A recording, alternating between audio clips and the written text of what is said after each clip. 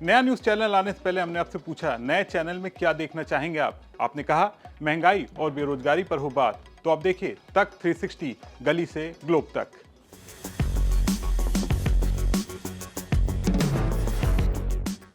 नमस्कार, आप देख रहे हैं बिस्तक का खास शो। 1 फरवरी 2026 को वित्त मंत्री निर्मला सीतारमण संसद में केंद्रीय बजट पेश करेंगी। ये बजट कैसा रह सकता है, क्या उम्मीदें हैं, इंडस्ट्री की क्या उम्मीदें हैं और शेयर बाजार इस बजट से पहले क्या दौड़ लगाएगा या फिर बाजार पे जो तनाव है वो और बढ़ सकता है। इन तमाम मुद्दों के ऊपर आज चर्चा करने के लिए हमारे साथ बेहद ही खास मेहमान मौजूद हैं। सुनील सुब्रमण्यम जी हमें ज्वाइन कर रहे हैं। हमारे साथ इसमें मौजूद हैं, सेंस एंड सिंप्लिसिटी के फाउंडर हैं। सुनील जी नमस्कार, बहुत बहुत स्वागत है आपका बिस्तक पे। नमस्कार नमस्कार। सभी को संक्रांति की शुभकामनाएं और नए साल की, नए वित्त वर्ष की शुभकामनाएं।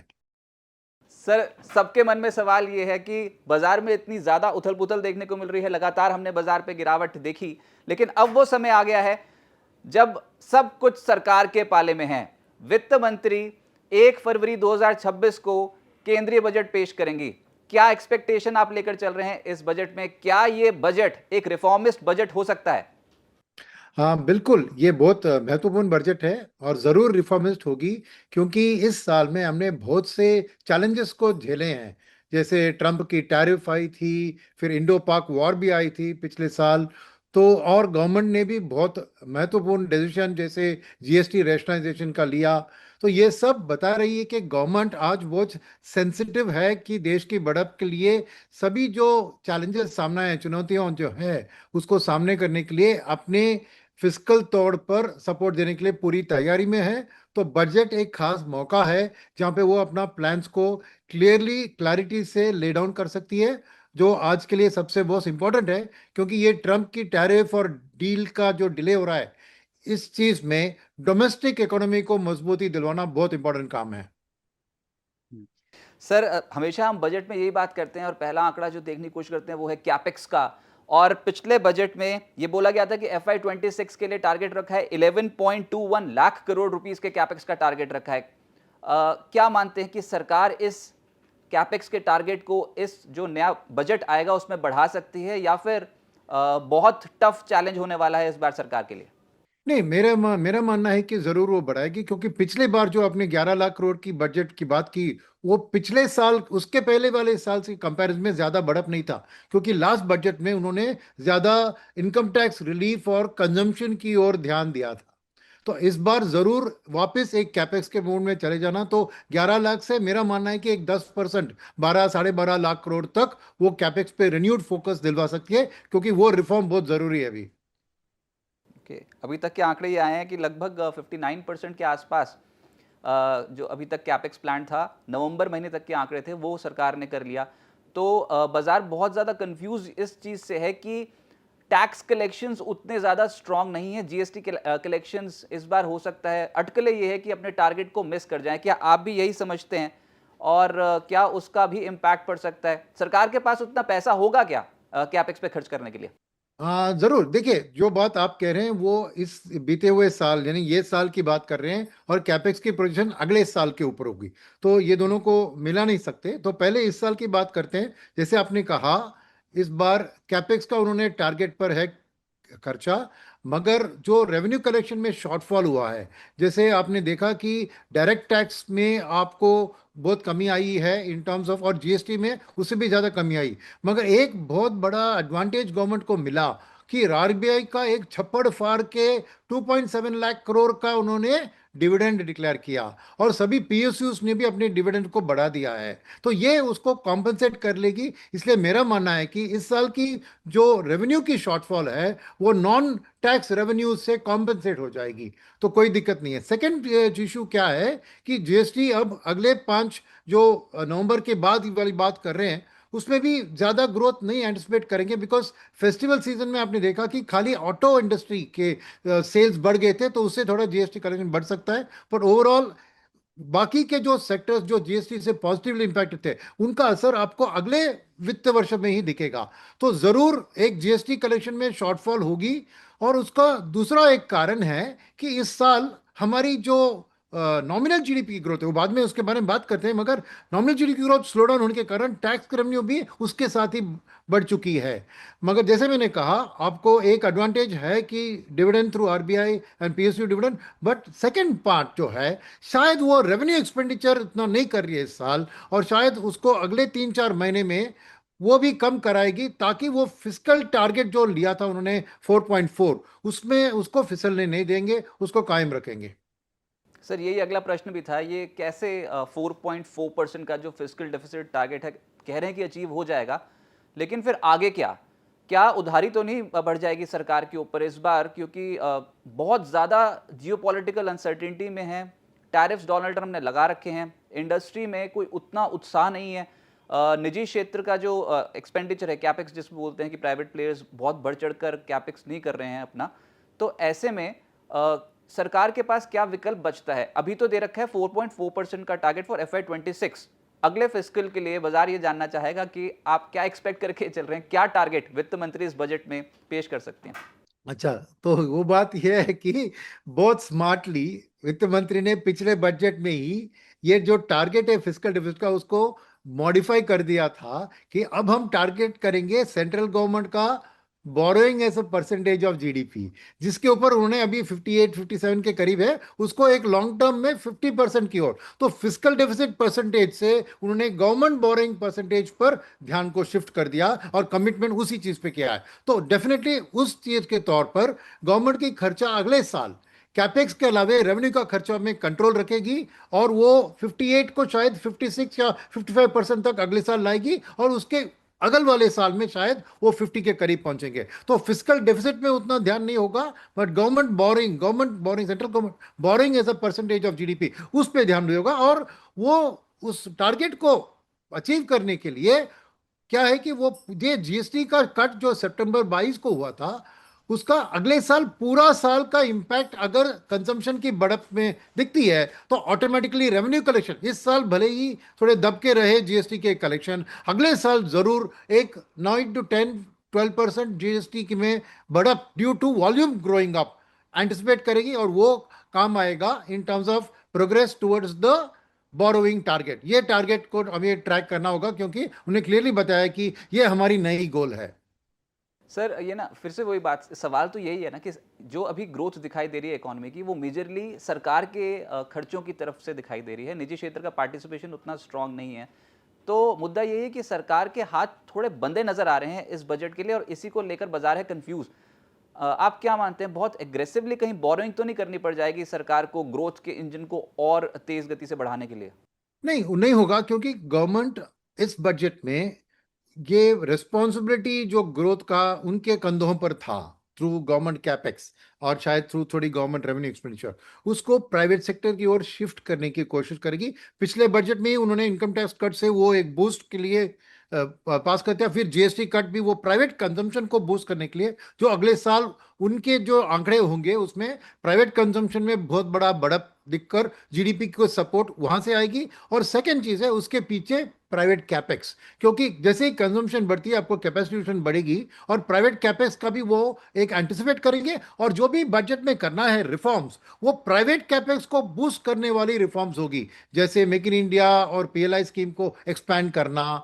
शायद अभी जितने एफटीएस हमने साइन किए हैं यूएस के अलावा बाकी देश में, तो एक्सपोर्ट्स के लिए इंसेंटिव देना, नई मैन्युफैक्चरिंग फैसिलिटीज के कुछ टैक्स ब्रेक्स देना, तो पूरा के पूरा, और शायद पब्लिक प्राइवेट कैपेक्स को एक बहुत बड़ा धक्का देना, ये सब होगी कि गवर्नमेंट अपने हाथ में जो भी रिसोर्सेस है उसको प्राइवेट सेक्टर कैपेक्स को बढ़ने में मदद करने की कोशिश करेगी, अपने कंधों पर उतना लोड नहीं उठाएगी। इसलिए गवर्नमेंट का बोरिंग भी कंट्रोल में रख सकते हैं। जैसे मैंने कहा, कैपेक्स का 11 से शायद 12 लाख करोड़, तो 1 लाख करोड़ तो 7-8% बढ़त होता है ओवर लास्ट ईयर, जो इजीली एक नॉमिनल जीडीपी की ग्रोथ के अंदर वो एक्सेप्ट कंफर्टेबली अचीव हो जाएगा। तो मेन थीसिस ये बजट का होगा कि प्राइवेट को हाथ दिया जाए कि वो जीडीपी को सपोर्ट करे, इसलिए मैंने इसको महत्वपूर्ण बजट कहा। एक शिफ्ट इन एम्फेसिस आप देख पाएंगे इसमें।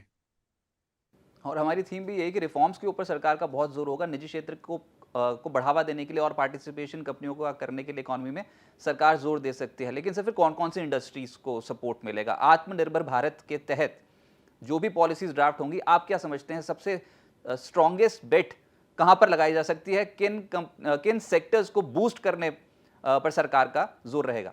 तो मैं तीन भाग में इसको स्प्लिट करूंगा। गवर्नमेंट की अपनी खर्चा जो 12 लाख करोड़ की बात कर रहा हूँ वो होगी रेलवेज और डिफेंस में, कि दोनों तरफ मॉडर्नाइजेशन की बहुत ज़रूरत है। तो वो दोनों lesser roads but more railways and defence, वो गवर्नमेंट का खर्चा का फोकस होगा। सेकंड होगा प्राइवेट सेक्टर में, वो बूस्ट देंगी। जैसे मैंने कहा आपको, जो लेबर ओरिएंटेड सेक्टर्स और एमएसएमई सेक्टर्स में ज़्यादा इन्वॉल्व है, तो leather, textile, gems and jewellery, जहाँ पे हमारी स्ट्रेंथ्स है as a low cost labour और एम्प्लॉयमेंट जनरेशन भी बहुत बड़ा मुद्दा है, तो उसके ऊपर सपोर्ट करने की कोशिश देंगी थ्रू इंसेंटिव्स। और फिर मैन्युफैक्चरिंग में वो ग्रीन एनर्जी और आपको एआई, क्योंकि एआई का बहुत बड़ा मुद्दा उठाकर वो हेडलाइन ऑफ द बजट होगा, क्योंकि वही चैलेंज है जो देश फेस कर रहा है, जिसने चाइना ने अच्छी तरह झेल लिया, अमेरिका तो उसमें आगे है। तो हमारे लिए भी एआई में एक प्रोग्रेस करना बहुत इंपॉर्टेंट है। तो गवर्नमेंट शायद कुछ separate R&D budget for AI को अलग एक टैक्स इंसेंटिव देगी। और फिर फार्मा, फार्मा भी R&D के लिए मैं मानता हूं कि शायद 200% भी R&D के लिए टैक्स का एक छूट मिल सकता है अगर R&D में खर्चा करे। तो ये मेरे लिए मेन चीज हो गई। और other than that, auto component export, क्योंकि एक्सपोर्ट ओरिएंटेड सेक्टर में मैन्युफैक्चरिंग को कॉम्पिटिटिवली बूस्ट करना, ये होगी मेन कोशिश गवर्नमेंट की। अच्छा, ये भी तो है ना कि वित्त मंत्री के सामने टफ चैलेंज तो पिछले साल था, जब डोनाल्ड ट्रंप ने ये टैरिफ वॉर एकदम से शुरू कर दी थी, और उसके बाद तो ऐसा लगा जो पिछला बजट आया था वो कंजम्पशन को बूस्ट देने वाला बजट था, और उसके बाद फिर हम देखा साल भर में डोनाल्ड ट्रंप बोलते ही चले गए और टेंशन्स और एस्केलेट होती चली गई। हमको अभी तक ये नहीं समझ में आ रहा कि हमारे ऊपर 50% का टैरिफ लगेगा, 75% का लगेगा, या फिर 575% का लगेगा, किसी को नहीं पता है। और ट्रेड डील तो हुई भी नहीं है। तो ऐसे में ये बहुत मुश्किल बजट वित्त मंत्री के लिए रहने वाला है। आप क्या मानते हैं, ये जो अभी डोनाल्ड ट्रंप हाल फिलहाल में जितनी टिप्पणियां कर चुके हैं क्यूबा को लेकर, वेनेजुएला को लेकर और ग्रीनलैंड को लेकर, ईरान को लेकर, उसको कैसे एड्रेस करेंगे वित्त मंत्री? क्या कुछ वो बजट में ऐसा बोल सकती हैं जिससे एक बार तो ये साबित हो कि नहीं, भारत आत्मनिर्भर बनने की दिशा में बहुत तेज गति से आगे बढ़ रहा है? ठीक है, मेरे ख्याल में उसको ज्यादा इंपॉर्टेंस देंगे, शायद स्पीच में थोड़ी बातचीत में करेंगे, मगर प्रैक्टिकली उनकी भी सोच होगी कि इस साल में हम उसको सॉल्व कर लेंगे। एक पॉजिटिव मेंटालिटी से इसको अप्रोच करेंगे। उसको ऐसे नहीं कि ट्रेड डील बिल्कुल साल में नहीं होगा और टैरिफ भी बढ़ेंगे और उस हिसाब से हमें डिफेंसिव खेलना है, ये बजट में नहीं कर सकते हैं। वो बजट में उम्मीद ये रखे कि एक ना एक दिन ये सॉल्व होगा, उस हिसाब से प्लानिंग करेंगे। ये प्लानिंग में मेरे ख्याल में ये वेनेजुएला, क्यूबा और ट्रंप वाली ट्रेड डील वाली बात, इसको डायरेक्टली एड्रेस नहीं करेंगे। और खास करके वो अपनी एक सेल्फ रिलायंस, जो आत्मनिर्भरता की बात करें, उसको स्ट्रेंथन करने की ब्रॉडली बात करेंगे। जो अल्टीमेट मकसद उसका होगा कि हम इस टैरिफ को मैटर को झेल ले, मगर डायरेक्टली उसको मेरे ख्याल में बजट स्पीच में उतना उचित नहीं होगा कि एक स्पेसिफिक इशू को इतना लेकर बातचीत करे। वो इंडिया के ऊपर फोकस होगा बजट, हम क्या करने वाले हैं। बाहर वाले जो भी करे, फोकस होगा कि हम अपने आप को मजबूत बनाएंगे, आत्मनिर्भर बनाएंगे और लोकलाइजेशन को प्रमोशन देंगे। सर, बिस्तर की हमेशा ये पहल रही है कि हम ना बजट इकोनॉमी के लिहाज से कैसा आ रहा है और पूरे देश के लिहाज से कैसा आ रहा है, तो उस सब मुद्दों पे बात करें। तो फिर हम आम आदमी की बात तो उठाएंगे ही उठाएंगे। आपको क्या लगता है कि पिछले बजट में जो आम आदमी को एक रिलीफ मिली थी कि सालाना 12 लाख की आमदनी पर इनकम टैक्स की माफ़ी जो दे दी थी सरकार ने, इस बजट में सरकार कुछ ऐसा ही फिर से मेगा बूस्टर दे सकती है? क्योंकि इकोनॉमी तेज गति से चल तो रही है, लेकिन आम आदमी हमेशा की तरह इस बार भी वित्त मंत्री से आस लगाए हुए है और वो बोल रहे हैं कि कुछ और रिलीफ मिलनी चाहिए आम आदमी को। आपको क्या लगता है, वित्त मंत्री इस बजट में कुछ बड़ी रिलीफ आम आदमी को दे सकती है क्या? ज्यादा रूम नहीं है, फिजिकल रूम। जैसे अगले साल ही देखना पड़ेगा कि क्या जीएसटी कलेक्शंस वॉल्यूम के तहत, कंजम्पशन के तहत बढ़कर जीएसटी कलेक्शन आके गवर्नमेंट को सपोर्ट देती है। अब तक तो नहीं दिख रहा है वो। तो मेरे ख्याल में इस मौके पर बहुत ज़्यादा, अभी 12 लाख तक छूट दे दिया है, may be at the rounding off 12 को 15 लाख कर सकती है। या फिर समझिए कि कुछ रेशनलाइजेशन, यानी पूरे पुराने रेजिम को हटा सकती है और सबको कहती है कि आप नए रेजिम पे रहो। उससे क्या होगा कि जो भी सेविंग्स लोग करते हैं ओल्ड रेजिम के लिए, वो हटकर कंजम्पशन में आ जाए शायद। तो शायद एक बहुत बड़ी मूव हो सकती है कि वो पुराने रेजिम को कंप्लीटली हटा दे। आज चॉइस है, कल वो चॉइस भी निकाल दे। और तीसरी बात है कि बहुत सी मांग है लोगों की कि ये जो अपना कैपिटल गेन्स टैक्स जो भी आम आदमी आज बहुत सारे इक्विटी मार्केट में निवेश कर रहा है, तो कैपिटल गेन्स टैक्स की थोड़ी बहुत राहत मिलती है। से अभी 1.25 लाख का है, उसको 2 लाख बनाए, वो भी एक बहुत बड़ी रिलीफ मैं समझूंगा फॉर आम जनता। तो क्योंकि वो एफआईएस के ऊपर भी वो एक मांग है कि वो भी, India is the only country और फ्यू कंट्रीज जो कि फॉरेनर्स को भी यहाँ कैपिटल गेन्स टैक्स को लगा देती है। तो शायद ये एक कारण होता है कि एफआईएस भी इंडियन मार्केट को उतना फेवर नहीं कर रहे हैं। तो टैक्स में थोड़ा ये मैं एट द मार्जिन रिलीफ देख रहा हूँ, बट एक बहुत बड़ी मूव के लिए गवर्नमेंट के पास रूम उतना नहीं है, क्योंकि बहुत बड़ा GST cut in between the budget किया उन्होंने। तो उसका पूरा इम्पैक्ट अगले साल के लिए असेस करके फिर रिस्क लेना कि मैं टैक्स को और भी कटवाऊंगा तो रेवेन्यूज के ऊपर और भी दबाव आ सकता है। तो ये थोड़ी रिस्की मामला है। तो मैं समझूंगा कि ये तो मार्जिन थोड़ा बहुत एक पॉजिटिव इंप्रेशन देने के लिए रिलीफ देगी एट द मार्जिन, बट बहुत बड़ा रिलीफ मैं उतना एंटिसिपेट नहीं कर रहा हूँ इस बार। कर दिया तो आपके मुंह में शक्कर। नहीं, पर वो बात तो सही है कि अगर इतना बड़ा फ्रंट लोड कर ही दिया था, 12 लाख की आमदनी पर इनकम टैक्स माफ, और उसके बाद फिर ये जो नई रिजम है इसमें बहुत सारे ऐसे बेनिफिट्स जो मिलते थे, टैक्स डिडक्शन वगैरह, उनको हटा दिया गया हुआ है ना नए रिजम में। तो सब चाहते हैं कि वो जो मिलता था एटीसी के तहत बेनिफिट इन्वेस्टमेंट्स के ऊपर और बहुत सारे इन्वेस्टमेंट्स के ऊपर उनको टैक्स बचत होती थी, क्या उसको वापस ला सकती है क्या सरकार? सरकार को भी तो पैसे की जरूरत है सर, आम आदमी के पास बहुत पैसा है, लेकिन सरकार को थोड़ी सहूलियत देनी चाहिए, थोड़ा टैक्स बेनिफिट देना चाहिए, तो फिर तो आम आदमी लगाएगा भी नहीं ऐसे टूल्स पे पैसे। नहीं तो फिर तो ये जो बाकी ईएलएसएस स्कीम्स हैं, पीपीएफ है, इनको दोबारा से लाया जा सकता है क्या कुछ एटीसी के दायरे में टैक्स बेनिफिट के तहत?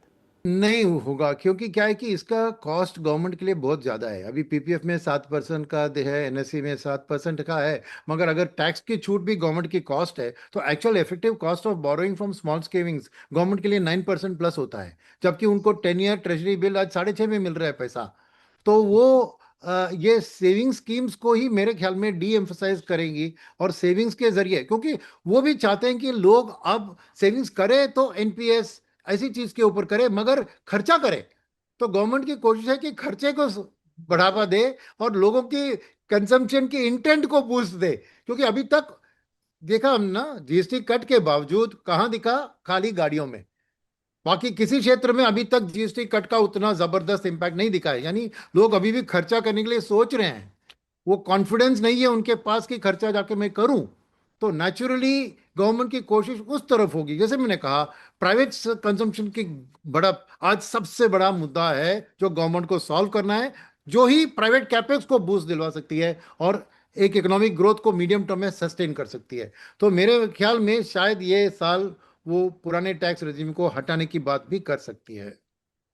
अच्छा, वैसे ये तो कोई बात भी नहीं हुई कि स्टॉक मार्केट डाउन है तो फिर कैपिटल गेन टैक्स में कुछ रिलीफ दे दो, लेकिन दिल है कि मानता नहीं। तो आपको क्या लगता है कि स्टॉक मार्केट डाउन है, चल नहीं रही है अभी, तो वित्त मंत्री सोच सकते हैं कि चलो इस बार तो कुछ स्टॉक मार्केट को रिलीफ दे दो और कैपिटल गेन्स में कोई भी टिंकरिंग ना हो, या फिर जो बढ़ा रहे थे कैपिटल गेन टैक्स को थोड़ा सा रिड्यूस ही करना शुरू कर दें? ऐसा हो सकता है क्या? नहीं नहीं नहीं, देखिए total component of capital gains tax बहुत कम है, तो इट्स नॉट लाइक इम्पैक्टिंग, क्योंकि लोग ज्यादा उतना चर्न नहीं कर रहे हैं पोर्टफोलियो। तो ये हम एनएवी पे हमारा टैक्स है, जब बुक करते हैं प्रॉफिट तभी टैक्स लगता है। तो इतने लोग उतना बुक नहीं कर रहे हैं अभी। By and large retail investment जारी है थ्रू म्यूचुअल फंड, डायरेक्ट में ज्यादा प्रॉफिट बुकिंग उतना नहीं हो रहा है, और इसलिए गवर्नमेंट के रेवेन्यू भी उतना ज्यादा उधर मिल नहीं रहा है। तो वहां पे नहीं, तो टिंकर प्रॉफिट भी करके तो नहीं मिल रहा ना, प्रॉफिट के ऊपर ही तो कैपिटल गेन लगेगा ना। नहीं, एक साल में नहीं मिला भाई आपको, 3 साल का अभी भी प्रॉफिट में ही है ना। हाँ, सही बात। एक साल की बात कर रहे हैं आप, 3 साल में अभी भी स्मॉल कैप में 3 साल में अच्छा पैसा बना है ना। तो पर ये एसटीटी वगैरह में तो थोड़ा अगर ढील दे दें तो मार्केट उससे बहुत खुश हो जाएगा, हमेशा से ही मांग रहती है सर। देखिए मार्केट की मांग जरूर वो है, कैपिटल गेन्स टैक्स में रिलीफ भी है, सब है। मैं नहीं डिनाई कर रहा हूं उसको, मार्केट की मांग है। मगर क्या वित्त मंत्री के लिए मार्केट उतना इंपॉर्टेंट है? देश को चलाने के लिए कैपिटल मार्केट से क्या सपोर्ट मिलता है इन terms of GDP growth, right? तो वित्त मंत्री मेरे ख्याल में कैपिटल मार्केट को सपोर्ट देने की उनकी मुद्दा नहीं होगी, क्योंकि अल्टीमेटली वो देश की रियल इकोनॉमी को बढ़ाती है। Financial part of the financial market जो है वो एक derivative of the real economy है। तो बजट का फोकस रियल इकोनॉमी पे होगा, और इनकम टैक्स कलेक्शन के लिए उन्होंने रिलीफ दे दिया ताकि वो कलेक्शन बढ़े। But April to November direct taxes खाली 6% बढ़े हैं। नॉमिनल जीडीपी 8.5% बढ़ा है, उस हिसाब से भी डायरेक्ट टैक्स का कलेक्शन नहीं बढ़ा है। तो ये टैक्स की राहत के कारण, नॉर्मली कहते हैं ना लैफर कर्व होता है, कि एक टैक्स को कटवा दो तो रेवेन्यूज बढ़ जाते हैं, क्योंकि लोगों का कंप्लायंस बढ़ जाता है और भी होता है। वो नहीं हुआ है अभी तक। अप्रैल टू नवंबर खाली 6% डायरेक्ट टैक्सेस की बढ़त हुई है। तो सर वित्त अब वही। मंत्री का कैपिटल मार्केट के बारे में स्पेशली क्यों सोचे? मेरे मेरे ख्याल में सोचना चाहिए, ये मेरी भी मिन्नत है। मगर वो क्यों सोचे? क्योंकि उनको इकोनॉमी को चलाना है, मार्केट को नहीं चलाना है ना। लेकिन इकोनॉमी तो चल रही है, 7.4% की ग्रोथ देखने को मिलेगी, सरकारी आंकड़े ये कहते हैं सर। एस्टिमेट तो यही बता रहा है, जो पहला एस्टिमेट जारी हुआ है 7.4% की seven growth. Point four percent real GDP growth है, नॉमिनल जीडीपी ग्रोथ 8.7 के करीब हाँ, ही। तो फिर मार्केट में क्यों नहीं ग्रोथ आ रही? मार्केट में तो पैसा ही नहीं नहीं, लगा रहे विदेशी निवेशक। 8.7 ग्रोथ के हिसाब से देखे तो लार्ज कैप में 10% का बढ़त हुआ, स्मॉल कैप में नहीं हुआ। बिकॉज एफआईएस की जो सेलिंग हो रही थी, तो डोमेस्टिक फंड मैनेजर में ज्यादा लार्ज कैप खरीद लिया, तो उन्होंने स्मॉल कैप को इग्नोर किया, या स्मॉल कैप में प्रॉफिट बुक करके उसको लार्ज कैप में डाइवर्ट किया है। ये साफ दिख रहा है आपको। तो ये मार्केट पार्टिसंस की बात है। अगर लार्ज कैप की क्षेत्र की बात करें, और एनएससी 500 में 75% मार्केट कैप आपको लार्ज कैप का ही है, उसमें तो 9 या 10% का तो बढ़त हुआ है, in line with nominal GDP. तो पॉइंट इज दैट आप कह रहे हैं कि 7.4 जीडीपी बहुत अच्छा है, मगर ये 7.4 डिराइव होता है 8.7 माइनस द इन्फ्लेशन गिव 7.4। तो इन्फ्लेशन बहुत लो होना एक तरह से उतनी अच्छी बात नहीं है। तो वाइल वो आरबीआई की रेट कट को सपोर्ट करती है, मगर कॉर्पोरेट अर्निंग्स को सपोर्ट नहीं करती। क्योंकि प्राइवेट कैपेक्स के लिए भी अगर इन्फ्लेशन 1-2% में चल रहा है, तो कौन नए कैपेक्स पे निवेश करेगा? क्योंकि उसकी प्रोडक्ट की प्राइसिंग खाली 2% बढ़ने वाली है हर साल। तो एक री इन्फ्लेशन ऑफ द इकोनॉमी, जो कोशिश आरबीआई गवर्नर भी कर रहे हैं थ्रू कटिंग इंटरेस्ट रेट्स, उसको बढ़त इस साल में देखना पड़ेगा, तभी स्टॉक मार्केट में उसका पॉजिटिव रिएक्शन आप देख पाएंगे। सो बजट के ऊपर यस, कुछ टैक्स कट्स किया, कैपिटल गेन्स में कुछ राहत दिलवा दिया, तो नेचुरली बजट मार्केट खुश होगी और शॉर्ट टर्म रैली होगी। मगर लॉन्ग टर्म सस्टेनेबल ग्रोथ के लिए एक कंजम्पशन की बढ़त, उसके साथ थोड़ी इन्फ्लेशन की बढ़त टुवर्ड्स 4 to 5%, और फिर प्राइवेट कैपेक्स की बढ़त, ये सब इंपॉर्टेंट ट्रिगर्स है जो गवर्नमेंट सपोर्ट करने की कोशिश करेगी थ्रू देयर एक्शंस।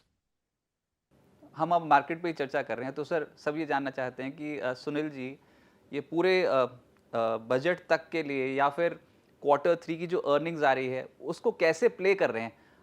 बहुत तनाव हो गया 2026 की, जैसे ही शुरुआत हुई है वैसे ही एकदम से ऐसा बियर अटैक आया है, मिड कैप स्मॉल कैप फिर से साफ हो गए, लार्ज कैप्स भी धुरंधर, एक से बढ़कर एक स्टॉक्स टूटे हैं। ये अचानक से हो क्या गया? क्या बाजार ने बिल्कुल ही उम्मीद छोड़ दी थी क्या इस बार बजट से, और इसकी वजह से बिकवाली आई, या फिर कोई और कारण है? और अब जो बिकवाली आई है, आप उसमें बाजार में क्या अप्रोच लेकर चल रहे हो?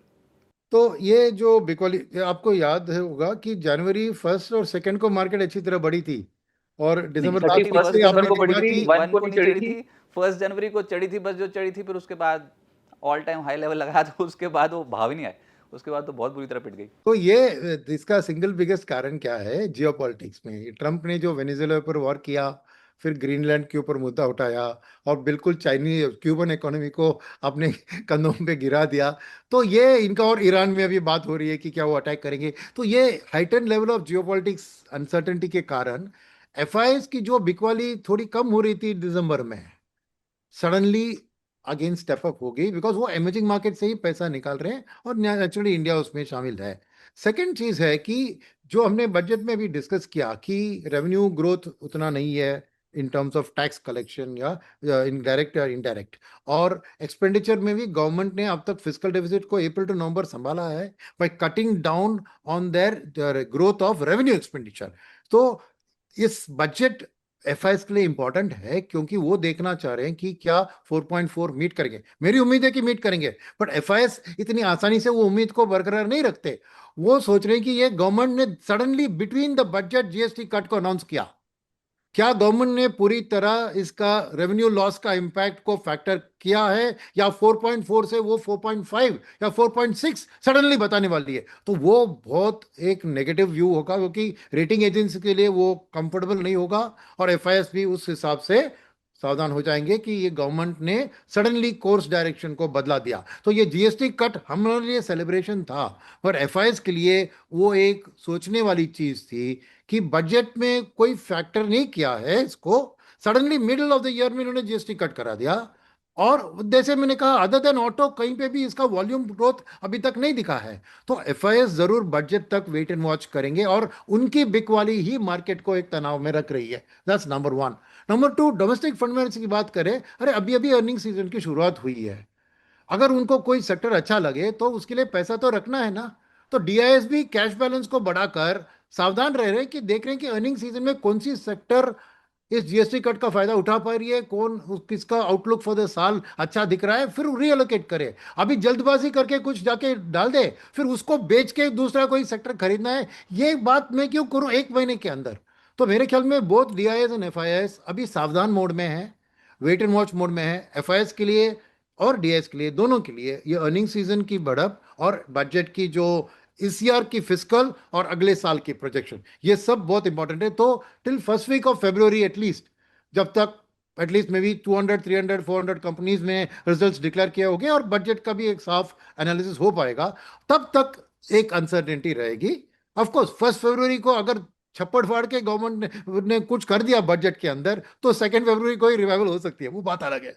मगर मेरा मानना है कि अदरवाइज ये पीरियड है वेट एंड वॉच, क्योंकि बहुत महत्वपूर्ण रिफॉर्म्स जैसे जीएसटी किया गया है और उसका पूरा फिस्कल इम्पैक्ट अभी जज करना बाकी है। तो it is better to be safe than sorry. तो वही है, main market participants domestic mutual fund और इंश्योरेंस कंपनी और एफआईएस की। तो इसीलिए मार्केट उस स्थिति में है। और अब हो गया बात, अभी बस बजट की इंतजार है। तब तक मार्केट साइडवेज मूवमेंट रहेगा। शायद कुछ अनाउंसमेंट्स या फिर इकोनॉमिक सर्वे एक आध दिन पहले आता है, उसमें कुछ थोड़ी गवर्नमेंट ओरिएंटेड जो सेक्टर्स होती है कि रेलवे या डिफेंस, उसमें शॉर्ट टर्म टैक्टिकल प्ले बन सकता है, क्योंकि उधर अभी जो भी करेक्शन हुआ तो एक बजट का बूस्ट आएगा करके शॉर्ट टर्म ट्रेडर्स कुछ कर सकते हैं। मगर मैं नहीं रिकमेंड करूंगा, बिकॉज इस साल वो सब चीजें को ऊपर बेट करना in the run up to the budget, normally pre budget rally की बात होती है, बट इस बार बजट के आंकड़े बहुत इंपॉर्टेंट है। इसलिए बेहतर होगा कि आप वेट करें टिल द बजट, उसको एंटिसिपेट करके कुछ खरीदारी ना करें। और मेरी भी पर्सनल वही बात है कि मैं कुछ चुपचाप बैठ रहा हूं, अभी कुछ एलोकेशन में नहीं कर रहा हूं। राइट, लेकिन सर आखिरी सवाल ये होगा कि बाजार पे तो झटका लग ही गया बहुत ही स्ट्रॉन्ग, और जो जिन्होंने 2024 में पैसा डाला था वो पछता रहे हैं, 2025 में जिन्होंने शेयर बाजार में लगाया उनको भी उतने खास रिटर्न नहीं मिले हैं। कॉमोडिटी सुपर साइकिल बहुत स्ट्रॉन्ग है, चांदी बढ़ते देखी हमने, क्या क्या नहीं देखा हमने कॉमोडिटी मार्केट पे। लेकिन अभी स्टॉक मार्केट देखते हैं तो उसमें भी कॉमोडिटी से रिलेटेड स्टॉक्स चल रहे हैं, बाकी मार्केट ठुस पड़ा हुआ है। तो आपके एक तो व्यूज चाहिए कॉमोडिटी सुपर साइकिल पे, और ये जो स्टॉक मार्केट पे कॉमोडिटी स्पेशली मेटल स्टॉक्स में एकदम से तेजी आ गई, इसको आप कैसे देखते हैं? क्या आपके प्रेफर्ड स्टॉक्स हैं मेटल स्टॉक, या फिर आप कोई और सेक्टर बताएंगे जिसमें पैसा बनने के चांसेस ज्यादा हैं? देखिए, इस साल की बात करें जरूर मेटल्स का व्यू पॉजिटिव ही है। तो मैं कहूंगा कि क्योंकि जैसे आपने कहा एक कमोडिटी का सुपर साइकिल बन रहा है, और कारण इसका है कि चाइना में जो स्लोडाउन दिखा उसको स्टिमुलस दे के रिवाइव करने की बात कर रहे हैं। और जैसे भी चाइनीज इकोनॉमी में कुछ भी रिवाइवल दिखती है तो मेटल्स का डिमांड भयंकर बढ़ेगा और प्राइसेस बढ़ेंगे। तो चाइना के ऊपर एक आंख रखना चाहिए, मगर मेरे ख्याल में ये साल वो चाइना से इकोनॉमी स्टिमुलस दिलवा कर उस इकोनॉमी को रिवाइव करने की पूरी कोशिश करेंगे। सेकंड फैक्टर जो है मेटल्स के पीछे, कि समझिए कि एक साल के अंदर ये रशिया यूक्रेन वॉर का सॉल्यूशन हो गया, तो इमीडिएटली रीबिल्डिंग ऑफ यूक्रेन और rebuilding in Russia of what ever damage, उसके लिए भयंकर खर्चा होगा और मेटल्स के लिए डिमांड एकदम बढ़ जाएगा। वो सेकंड बात है। और तीसरी बात यह है कि सिल्वर का खास करके आपको ईवी का और सोलर का और जो माइक्रो प्रोसेसर्स का मूवमेंट है उसमें सिल्वर का डिमांड, और सिल्वर की कोई नई माइंस नहीं दिख रही है। तो डेफिनेटली सिल्वर भी जो सुपर साइकिल में है, शायद पिछले साल 170% दिया, उतना नहीं देगा, मगर वो भी एक सुपर साइकिल में है, बिकॉज सप्लाई एंड डिमांड की इशू है। और एक जेन्युइन डिमांड इंडस्ट्रियल डिमांड होता है। गोल्ड के बारे में वो नहीं कैसे, गोल्ड प्योरली सेंटिमेंटल और एक डी डॉलराइजेशन का मूव से चल रहा है, मगर सिल्वर का वो मूव भी है। मगर तो ऑटोमेटिकली मैं समझता हूं कि जो मेटल का साइकिल चल रहा है वॉलेटिलिटी रहेगी, बिकॉज वो बहुत न्यूज डिपेंडेंट है। सेकंड कारण जो मेटल्स में वॉलेटिलिटी आती है कि इंडिया में खास करके आप देखें तो प्राइस तो लंदन मेटल एक्सचेंज में फिक्स होता है, मगर डिमांड एंड सप्लाई लोकल चीज होती है। तो इस दोनों के प्ले में क्या होता है कि इंडिया की डिमांड अच्छा नहीं है, फिर भी दाम बढ़े तो प्रॉफिट्स बढ़ती है कंपनी की। तो इसीलिए मेटल्स एक ग्लोबल सिक्लिकल है और उसको इंटरनेशनली देखकर हमें करना पड़ेगा। और एक डोमेस्टिक निवेशक के लिए मेटल्स को ऑटोमेटिकली आपको रुपये का जो भी डिप्रिसिएशन है वो मेटल की प्राइसेस में आपको आ जाता है, because from there to here. तो इसीलिए मेरा मानना है कि 10 to 15% आपके पोर्टफोलियो में total metals, gold, silver, platinum, copper, aluminium, zinc, ये सब को मिलाकर आप डाइवर्सिफाई करके एक पैक करके उन कंपनियों पे निवेश करेंगे तो वो अच्छी बात होगी। अब मैं उसमें सहमत हूं कि इस साल मुझे मेटल्स की आउटलुक पॉजिटिव दिख रही है। उसके अलावा सेक्टर की बात करें तो मेरे ख्याल में दो सेक्टर है जो मैं बीएफएसआई में, तो मैं कह रहा हूं कि जैसे ही जीएसटी का पूरा कंजम्पशन में इम्पैक्ट दिखना शुरू होगा तो फाइनेंसिंग की जरूरत है। सब लोग ईएमआई से ही गाड़ी या रेफ्रिजरेटर या जो भी खरीदते हैं, तो वो मैं लेंडिंग बेस्ड और बीएफएसआई स्पेस में पॉजिटिव हूँ। तो खास करके पीएसयू बैंक्स में, बिकॉज जो मैं ये लेंडिंग साइकिल का नेक्स्ट लेवल ऑफ ग्रोथ देख रहा हूँ कि कॉर्पोरेट कैपेक्स की रिवाइवल, जहाँ पे एसएमईज और एमएसएमईज ही एग्जीक्यूट करेंगे एक कैपिटल एक्सपेंशन के प्रोजेक्ट्स को, और उनको फिनेंसिंग देने के लिए पीएसयू बैंक्स का ही शेयर बहुत बढ़िया है। तो पीएसयू का मेरे को relative undervaluation, it was the best performing sector last year, but फिर भी relative to private sector bank अभी भी वैल्यूएशन कुशन है प्राइस टू बुक में। तो मेरे लिए पीएसयू बैंक्स, और शायद बजट में एक बहुत बड़ा पीएसयू बैंक मर्जर का ऐलान हो सकता है, तो वो आएगी तो डेफिनेटली उस सेक्टर के लिए बहुत बड़ी बूस्ट होगी। तो with special focus on PSU banks में बीएफएसआई में पॉजिटिव हूं। और सेकंड है मुझे real estate and capital goods. इसका कारण यह है, जो रियल एस्टेट के बारे में बताऊं, तीन कारण मेरे सामने दिख रहे हैं। एक तो कॉन्ट्रा पिक में वो last year worst performing sector था। सेकंड चीज है कि जीएसटी का कट का इम्पैक्ट मैं देख रहा हूं कि second half of the year में जरूर रियल एस्टेट में दिखेगा, बिकॉज एक सप्लाई की कमी रही है उधर ऑफ अफोर्डेबल हाउस। सभी रियल एस्टेट डेवलपर्स वो बड़े बड़े घर और विलास और प्रीमियम हाउसिंग पे फोकस कर रहे थे इतने दिन कि सप्लाई की बात नहीं थी। अब वो जैसे ये टैक्स कट्स और सीमेंट के ऊपर जब जीएसटी के कट्स के इम्पैक्ट सब दिख रहे हैं, मेरे ख्याल में वो लॉन्च करने शुरू करेंगे प्रोजेक्ट्स जो आम जनता के लिए आधार हाउसिंग, अफोर्डेबल हाउसिंग के क्षेत्र में होंगे। तो वो एक बहुत बड़ा बूस्ट रियल एस्टेट सेक्टर के लिए आ सकता है इन terms of retail housing demand, number one. Number two है कि ये जो ट्रम्प के टैरिफ के कारण एक साइड इफेक्ट जो हुआ उसके इमिग्रेशन पॉलिसी से, कि जीसीसी में बहुत जो ग्लोबल कैपेबिलिटी सेंटर्स है, और उनके लिए रियल एस्टेट बहुत बड़ी चीज है। ऑलरेडी आपने देखा बहुत से अनाउंसमेंट्स, बड़े बड़े मल्टीनेशनल कॉर्पोरेशन यहाँ पर बड़े प्रोजेक्ट्स को लीज करके हायर कर रहे हैं। तो जीसीसी के डिमांड के कारण आपको रियल एस्टेट में वो एक कॉर्पोरेट रियल एस्टेट का भी मेरे को पॉजिटिव टेलविंड दिख रहा है। और तीसरी बात है कि उस क्षेत्र के लिए एक महत्वपूर्ण डिसीजन जो लिया गया लास्ट ईयर 1 जनवरी से लागू है, वो है कि रीट्स को इक्विटी का टैक्सेशन इफेक्ट देना। तो अब क्या होगा कि पूरी म्यूचुअल फंड इंडस्ट्री की जो इक्विटी है में 50 लाख करोड़, उसमें इवन 5% रीट्स के लिए उन्होंने अलोकेट किया, बिकॉज वो इक्विटी में आती है। तो समझिए कि उसके लिए funding for real estate companies through REITs भयंकर, उनको एक low cost fund, reasonably low cost compare to जो रेट्स वो प्राइवेट मार्केट में पे करते हैं, और एम्पल सप्लाई ऑफ फंडिंग मिलेगा, तो वो भी रियल एस्टेट सेक्टर के लिए बहुत बड़ा बूस्ट हो सकता है। तो मेरे ख्याल में एक डार्क हॉर्स मेरे लिए, क्योंकि वो लास्ट ईयर का मोस्ट वर्स्ट परफॉर्मिंग सेक्टर था, मगर एक डार्क हॉर्स के तौर पर मैं रियलिटी में थोड़ी थोड़ी अपनी एक्सपोजर को बढ़ाने की कोशिश करूंगा, क्योंकि by the end of the year मैं उस साइकिल को पूरी जम के एक ग्रोथ साइकिल में दिख रहा हूं। और ये रियल एस्टेट साइकिल का कैपेक्स साइकिल के भी संबंध है, बिकॉज सिमिलर प्रोडक्ट्स है, cement, building material, capacity expansion में वही चलते हैं। तो पूरा बिल्डिंग्स जो मटेरियल्स होता है, कैपिटल गुड्स, क्योंकि मैं प्राइवेट सेक्टर का भी कैपेक्स का बढ़प लास्ट क्वार्टर में शुरू होते हुए दिख रहा हूं, तो वो चीज भी आके इन सबको सपोर्ट करेगी। तो मेरे लिए यही है मेरे strong picks for the year. Sir बहुत शुक्रिया बिस्तक को अपना समय देने के लिए और इस महत्वपूर्ण चर्चा में शामिल होने के लिए बहुत बहुत शुक्रिया। बजट पे आपसे फिर से मुलाकात होगी, मैं पहले से ही आपको इनवाइट कर रहा हूँ। इस शो में शामिल होने के लिए बहुत बहुत शुक्रिया। Thanks for joining sir. धन्यवाद।